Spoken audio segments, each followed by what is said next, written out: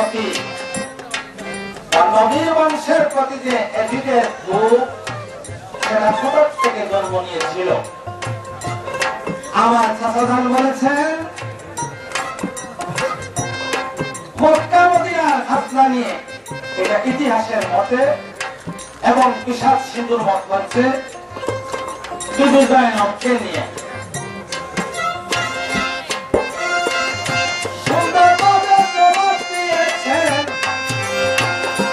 আমার চাচাজান।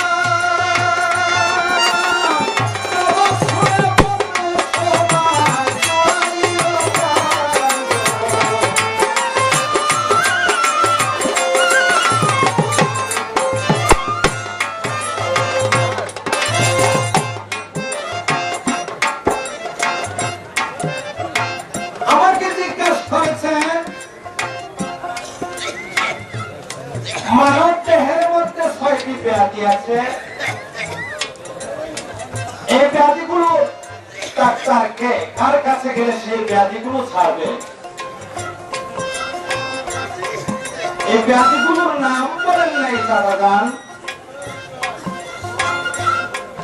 প্রত্যেকটা মানুষের সাথে ঋতু আছে, ৬টা ঋতু।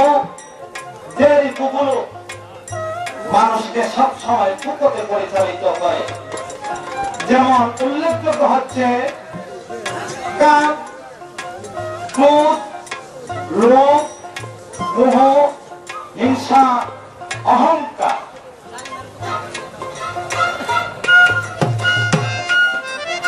এবং হাদিস আছে সরিষার পরিমাণ হিংসা যার ভিতরে থাকতো সে কোনদিন বেহেশতে প্রবেশ করতে পারবে না। কিন্তু আমাদের মন হিংসায় ভরা, এটাই ভুল কারণে। এগুলো কোথায় গেলে ছাড়বে?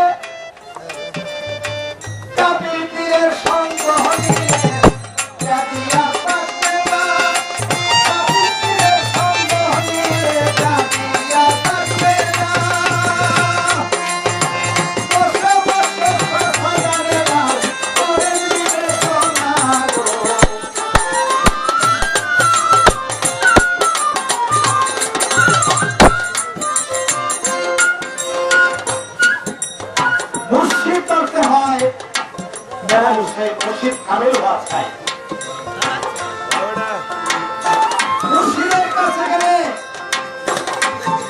যদি কেউ মুর্শিদের আদেশ নিষেধ মানিয়ে চলতে পারে, এই ব্যাধি আর তাকে ফুকতে নিতে পারবে না।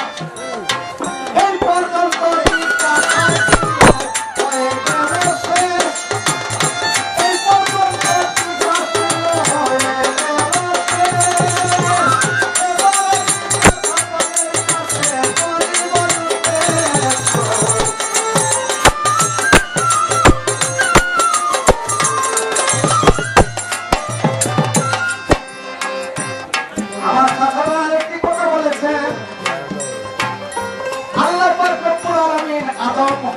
সৃষ্টি করে বেহেশতে রেখেছিলেন।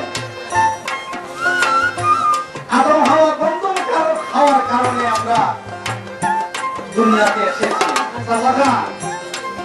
আল্লাহ পাক সর্বপ্রথম বলেছিলেন, হে ফেরেশতাগণ, আমি মাটির পৃথিবীতে আমার প্রতিনিধি সৃষ্টি করে পাঠাবো। আল্লাহ তো বলেন না এই বেহেশতে রাখার জন্য। এই গন্ধম হওয়াটা হচ্ছে উপরত্ব মাত্র।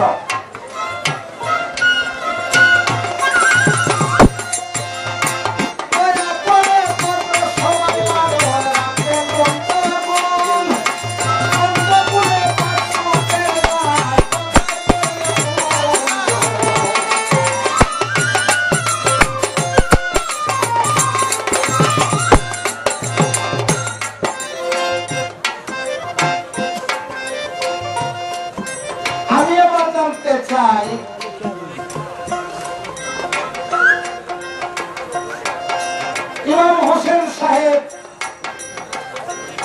কুপার পথে পাড়ি দিলেন। মক্কা থেকে কুপার পথে রওনা হলেন কোন চন্দ্রের কত তারিখে?